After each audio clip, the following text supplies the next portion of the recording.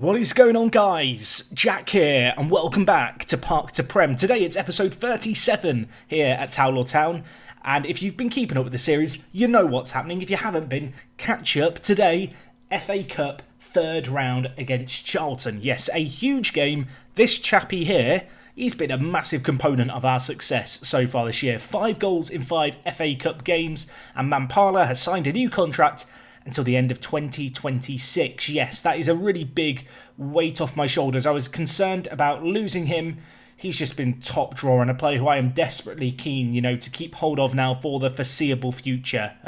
His goals, they've changed our season this year, and that's pretty much the only way it can be phrased. Of course, we have got Charlton today. As I mentioned, they're in the Championship. It's the FA Cup third round. It's probably the biggest game in our club's history. We're playing host. It's going to be a sellout. Their star man, Junior Lawal, looks absolutely insane, but he hasn't scored yet in the league. So maybe he won't score against us today. I'm going to hope that. I did have a quick look at their team. They currently sit 19th in the Championship, so they are struggling a little. They've only got a 20-man squad and 2 players are out injured. So with that in mind, I'm kind of hoping, fingers crossed, we can maybe upset the odds again today. Jake Hesketh is in their team. If you recognise the name, you might remember him, I want to say, from Hereford. I think it was Hereford that we had him at a number of years ago now, when he was playing for Southampton. He's an interesting player. He was very good in the past in Football Manager, and clearly he's not too shabby. He's playing in the Championship. So anyway, before we get into that game, let's talk about the results since you were last here. Of course, at the start of December, we took on Fleetwood and won that FA Cup second round to get to where we are today. And since then, we have played 5 games in all competitions, a little bit of a mixed bag. But we have extended our unbeaten run in the league. So the first game we had was against Alvechurch, a side that we scraped past in the first game of the season, you might remember. On that occasion, it finished 1-0. On this occasion, 2-2 is how it finished, but that really doesn't tell half the story. Lewis Warrington got us off to a good little start with a goal before Addons committed a professional foul in the 83rd minute, was sent off, and they scored the resulting penalty. That made it 1-1, being a man down against the odds. It wasn't feeling particularly good, and when Jay Williams scored from the corner for them at the near post in the 90th minute, you kind of just felt like, well, that's the run in the league that we've had going on. But no, Callum Jones wasn't having any of it, and assisted by the previous goal scorer Warrington, our other centre mid got on the score sheet in the 93rd minute to secure the draw. Following on from that, we took on Havant and Waterlooville, and I did rotate the team for this game. The FA Trophy, whilst the board want us to do well in it, it's a little lower in my list of priorities, at least right now, given the fact we're still in the FA Cup. The rotator team came undone. We lost 1-0 there. Disappointing, but let's not dwell on it too much. Following on from that, we bounced back well. A 4-2 win against Brackley Town. Kumwenda with a hat-trick. Boxall with a goal as well.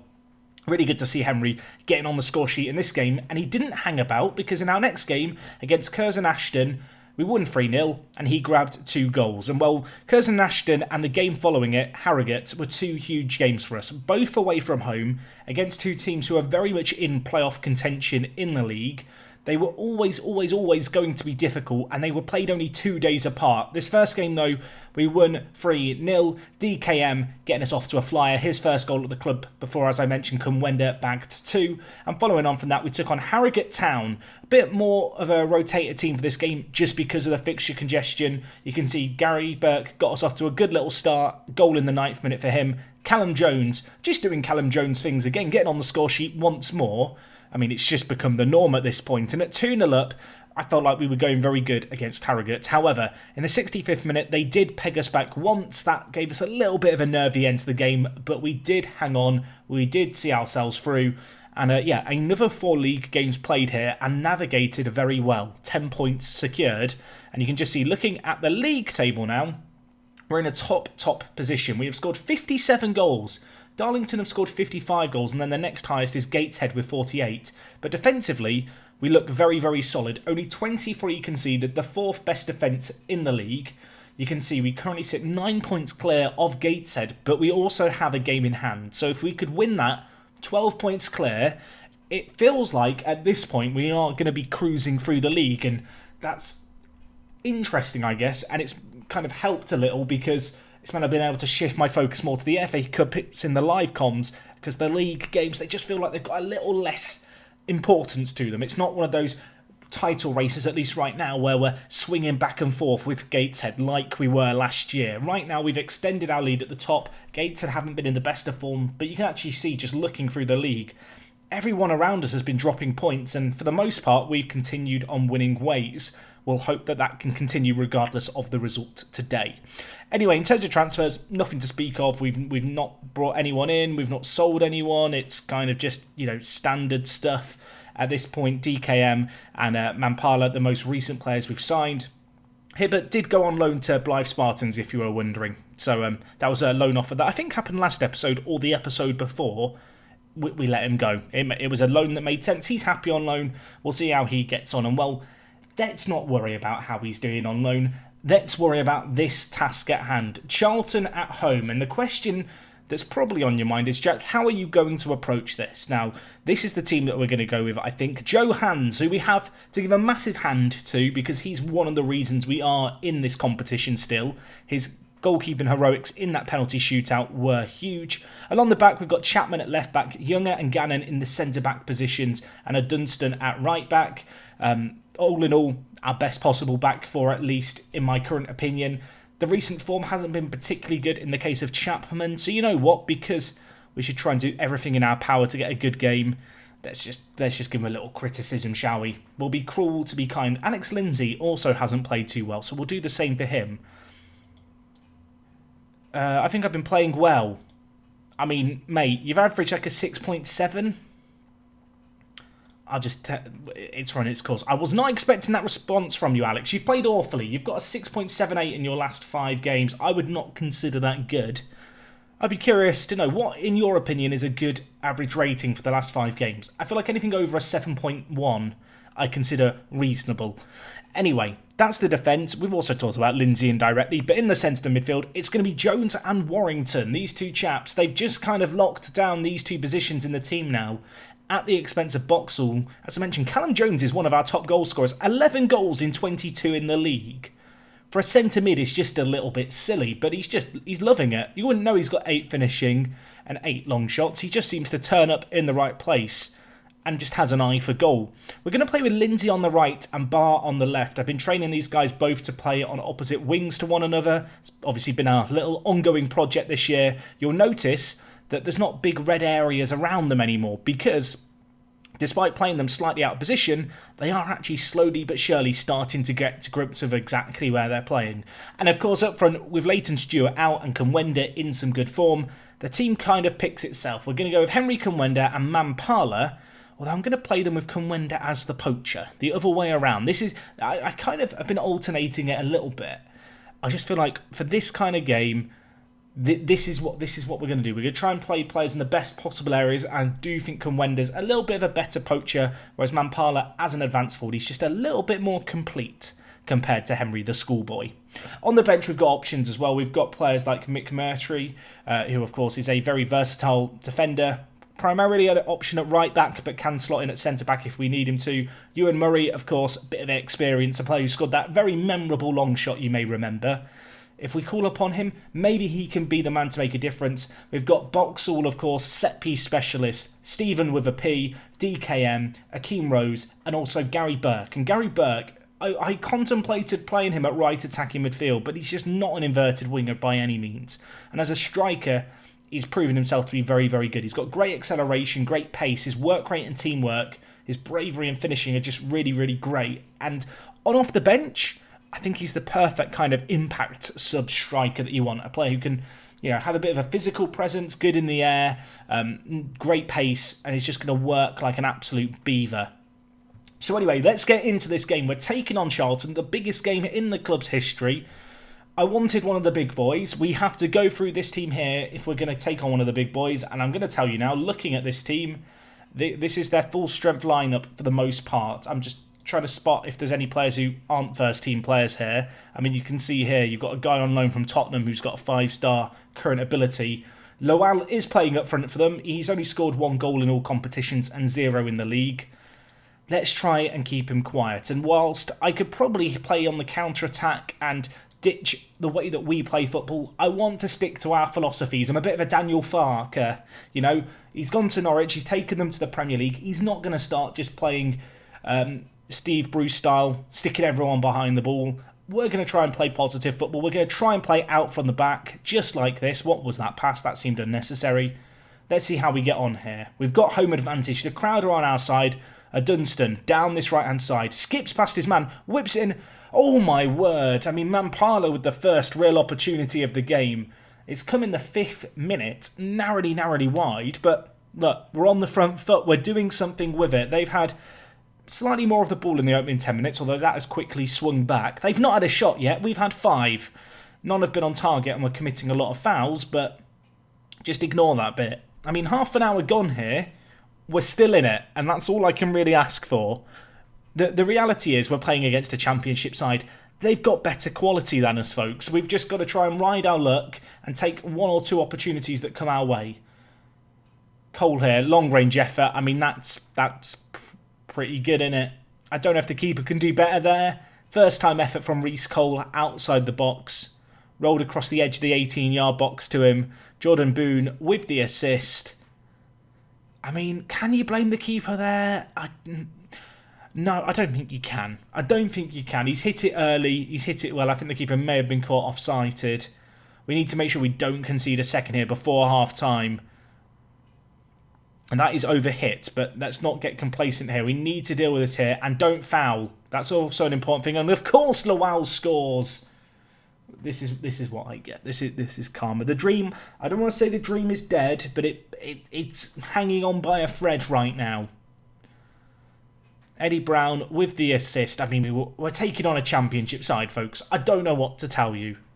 It's a magical cut run to get this far, but it was going to stop at some point. We might have just found that stopping point. We might have found our limit.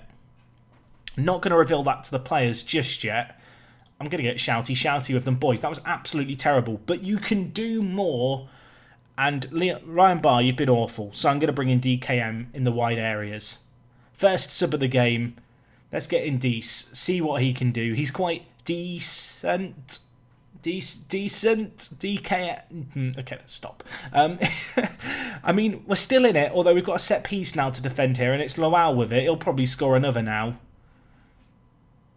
Ball whipped in, back post. Sousa tries to get it in. Chapman blocks it. Might have a second to block here as it's whipped back post and Eddie Brown finds the back post. Joe Hans has his head in his hands. That's kind of how I feel about the situation, Joe. I'm going to level with you. Sousa's initial effort blocked. Cornick finds some space, whips it in. I mean, it's a very well-placed header. I don't think you can blame the keeper for that, can you? Can Wenders feeling anxious, bless him. Get him off the pitch. Let's get in Gaza Burke. One last change if I want to do it. I'm going to bring in Boxall for Callum Jones, who's had an absolute disaster. Our man who scores for fun in the league. His head's gone in this game here. I realise there's 20 minutes left. We're in the FA Cup third round. We might as well try and get the 3 goals to take it to a replay, right? Hit early crosses. More direct. Very high tempo. We'll go very extremely high tempo, more direct. I was thinking about what the best thing to do is there. We've just got to roll the dice. I mean, we need 3 goals. It's almost too late to be rolling the dice. In an ideal world, I wanted to get to the last 20 minutes with us still in the fixture and then go for the win if we were going to do anything. But the way this has planned out has meant that plan has never really come into fruition. We've had 1 shot on target from 13 total shots, which isn't particularly comforting. It's probably the best way of phrasing it. They've now got a set piece. Young has taken a booking as well. Nevers hits it. Joe Hans, I mean, he's made the stop there. Could we get 1 goal just to give our fans something to be proud of? We're taking on a team that play 4 leagues ahead of us. The fact that we've kept it as close as we have is in many ways an achievement, as Dunstan tries to cross it in, can't beat the first man. We are now committing quite a lot of men to the attack and potentially leaving ourselves exposed at the back, but it feels like a risk worth taking. I mean, there's 4 minutes left. We're 3 goals down. Could we come back? It feels extremely unlikely. We'll try and believe. Chapman, Mampala, DKM. I mean, we've got the goal. The fans can celebrate that. We've got a 3-1 seems almost respectable. considering they're playing their full-strength team as a championship side. A little bit of fortune, by the way, it falls down to DKM, but what a finish that is for his second goal. His first goal for the club wasn't too long ago. I feel like he's got a taster for it now. He's going to want more. There's 4 minutes left. It's not happening, folks. Could we make it 3-2? Boxall whips it in. Warrington crosses it. Lindsay. I mean, one more, boys. One more. It's free. I'm readjusting in my chair with hope. I don't feel like we can get the one more goal, but it's 3-2. Very respectable. It's come a little late, I guess is the unfortunate thing. A lovely header by Lindsay, it has to be said. We have 45 seconds, boys. It's not happened. I don't know what to tell you. 3-2 it finishes. I mean, that seems very, very good on paper. I almost feel like maybe I should have just gone very attacking from the beginning. Why did we ever worry about that defending malarkey? We should have just gone for the jugular right away. So we are defeated in the third round there. 3-2 still quite good, I feel like. You can see we receive just over £7,000 to get knocked out there. We will also get some ticket money, I think. Or at least, you know, some general earnings. Unfortunately, I don't think the game was on TV, which could have seen us get a little bit more money. If we look at the match performance here, we've been given a C, which I feel like is a little harsh, but 3-2, I mean, we played entertaining football, fitting of our vision of how football should be played exactly. We stuck to our philosophies. It's a shame it didn't really count for a great deal, but when you look at the stats and the scoreline, it looks a little closer than perhaps it was, and we have to give ourselves some credit for that. But anyway, guys, that is going to wrap up today's episode from me. It's a bit of a shame our run can't keep going that little bit longer, but we'll try and emotionally reset and go again. In terms of when we'll be back, we've got Spennymoor at the end of February. I feel like we've done a lot of episodes this year already. Obviously, it's a bit tricky to know exactly how many episodes each season takes to get through. It's obviously largely dependent on cup runs, and this year we've had one. But I think 2 or 3 more episodes before the end of the season is probably all that's going to be needed with how we're pulling away. Obviously, that is barring a complete collapse, which could still happen. With that in mind, then, I think we'll come back for the game against Spennymoor. It's on the 24th of February. We'll have a good chunk of football played. We should have a pretty good idea of how our run-in towards the end of the season is going to look with 9 games remaining. And, well, hopefully, of course, I'll see you guys for it. Thank you for watching. Catch you tomorrow. It's me, Jack, and I'm out.